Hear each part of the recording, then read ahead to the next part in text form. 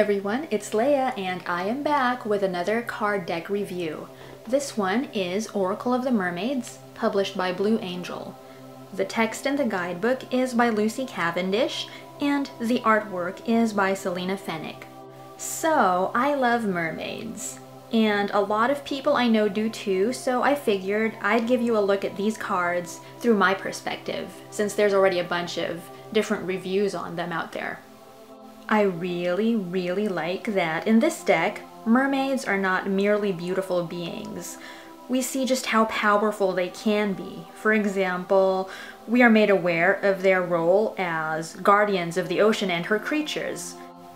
While there are many messages here on looking within and on love as well, after all, we are exploring the element of water here, which means emotions and relationships are involved. There are also strong statements about us doing our part in caring for the bodies of water on the planet. For instance, to be mindful not to harvest coral, as many creatures lose their homes for one. While I think that anyone who is open to getting a reading will appreciate these cards once that they take the time to sit down with them, know that they go pretty deep. And you will see that in their messages once you get a chance to work with them, if you do decide to get this deck. So you can see the box right there. Strong and sturdy. It's really perfect for storing your cards in.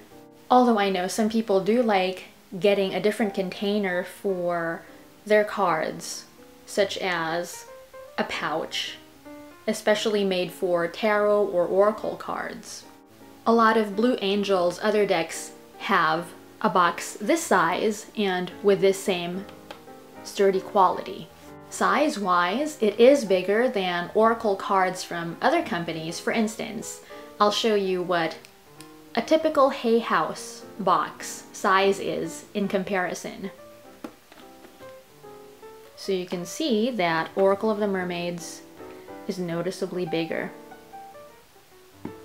And as it is, oracle cards generally speaking are bigger than tarot cards, well, some of them.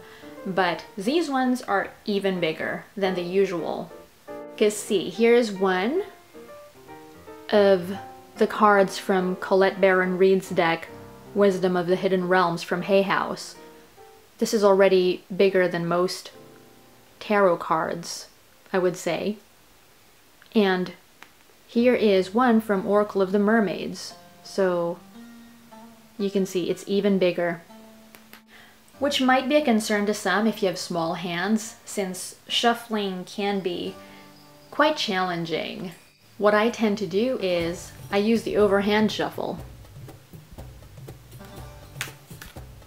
And I know that this doesn't really mix the cards as much as some people would like, but if you do it several times, and also if you cut the deck, you should get them mixed pretty good.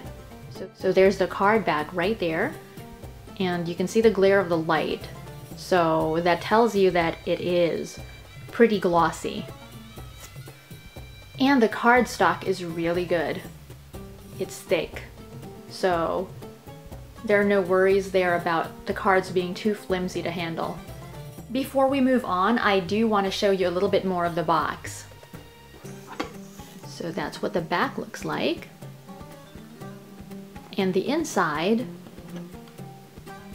is just so pretty. I love that color. It really does remind me of the ocean. As for the guidebook, if you've seen my review on the Les Vampires Oracle deck, also by Blue Angel, you already know I absolutely enjoy the work of Lucy Cavendish. I think she puts so much love and so much care into her guidebooks that they are just such a joy to read. The information in them is not just fluff. I feel like it's pretty substantial and it gives you a lot to think about. This is what the guidebook looks like. It's 168 pages all in all. I just love all the information she gives on mermaids in the introduction. And there are 4 card spreads or layouts given as well. So there are 45 cards in this deck.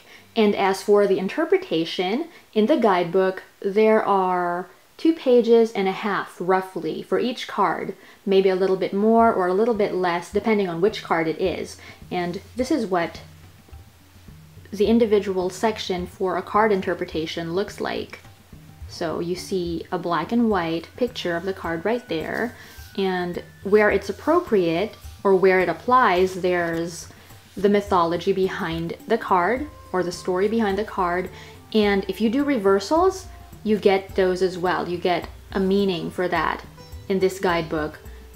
I mentioned in another video that I don't do reversals because I actually rely on the position of the card in the spread and on intuition to tell me if the card is speaking to me from a reversed place. But of course it's a matter of personal choice, and some people are very comfortable doing reversals. It's part of their process. And it's finally time to take a look at the artwork on the cards. So I just want to say really quickly, even though there's only one artist who worked on this deck, she does have a variety of styles. So that didn't bother me at all. Normally I want the style to be very similar all throughout, but because this deck has many just absolutely beautiful and redeeming qualities to it, I didn't mind that at all. I tend to like more of a linear or realistic kind of artwork, so anything that's too romantic or fuzzy in style doesn't really do it for me. Like I said, it's not enough to turn me off of this deck. I really love these cards, but I'll just give you an example. So the style of artwork that I'm not so keen on looks something like what you can see in these cards.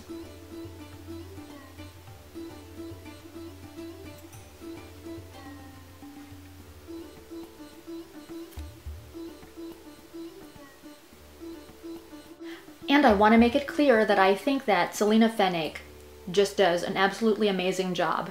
It's just that particular style that I personally am not a fan of. And now I will show you the cards that I do like. Some of them more for the artwork, the others more because of the message, and some of them it's just a combination of both the artwork and the message really speaking to me. So there's Yamaya, which was actually the card of the day on my Facebook page this morning. Vulnerability, and it's really awesome how there's a merman right there, which shows us that there is a balance of energy in this deck. It's not all just feminine, even though of course we are used to mermaids representing femininity, so there are way more mermaids than mermen. I think there are just a couple of mermen here and a few human men. Wave of power, and if you notice, the borders are all different colors. Beauty. The return of Aphrodite, which brings me to an important point. This deck doesn't shy away from sexuality. It does talk about that, so take note of that. If you love discussing sexuality in readings or giving readings on that subject, this is a good deck to use for that. Adrift. And since we're on the subject of sexuality, I also want to say that although these mermaids, a lot of them are naked, on top, you don't actually see any nipples, so you don't have to worry about that. Let's say you give readings to younger clients or you're a little bit concerned about what some of your clients might think. You don't have to worry about that here. Water flight. If only I could breathe underwater. I would love to stay there for a while. The Selkie and her skin.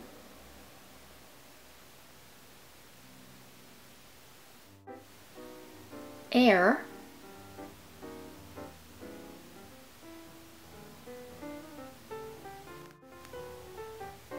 Freedom, which really speaks to me because after some of the things I've been through, I really cherish being able to feel that I am independent, and I absolutely love this card for that. And I love the shirt that she's wearing too. Honor the masculine. So you can see that's a merman right there. Sanctuary.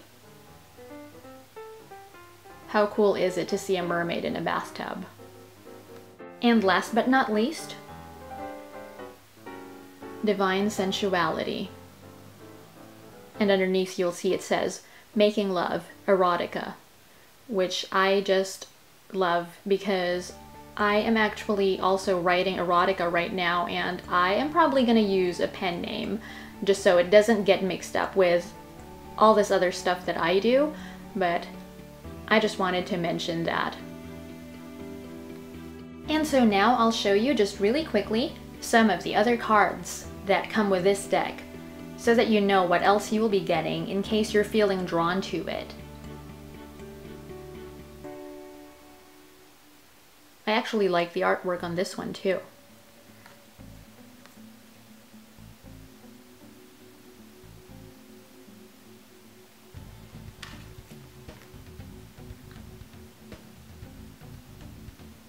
And this card, The Unseen, which says, Too much is hidden from you, underneath, I think is pretty cool because it shows that these cards do address the darker side as well.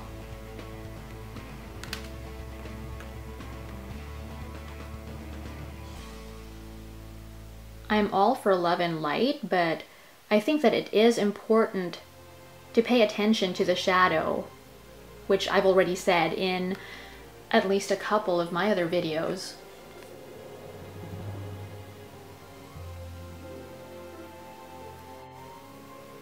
And we have an angel and a mermaid in this card, falling in love. I also think that the image that's on the box is so beautiful.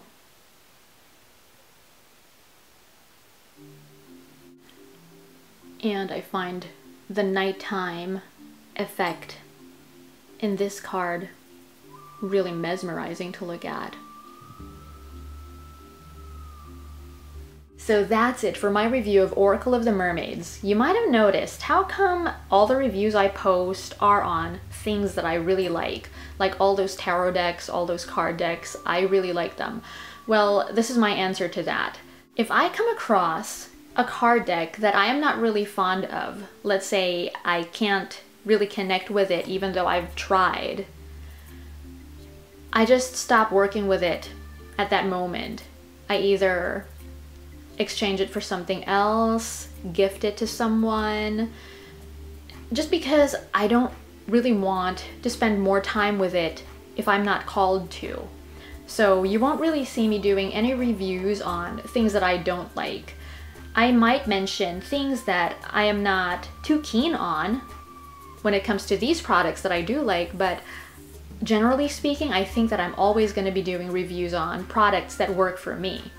So you can expect to see more tarot card reviews and oracle card reviews where I speak highly, but genuinely and sincerely about the product that I'm featuring in my video. So thank you so much for joining me today. Like I said, I'm gonna be back with so much more, and I'm gonna get around to doing those lessons too pretty soon. Lessons on intuition and reading the cards. And if you want more, make sure to join me on my Facebook page. The link is in the description. I'll see you again really soon. Namaste and bye for now.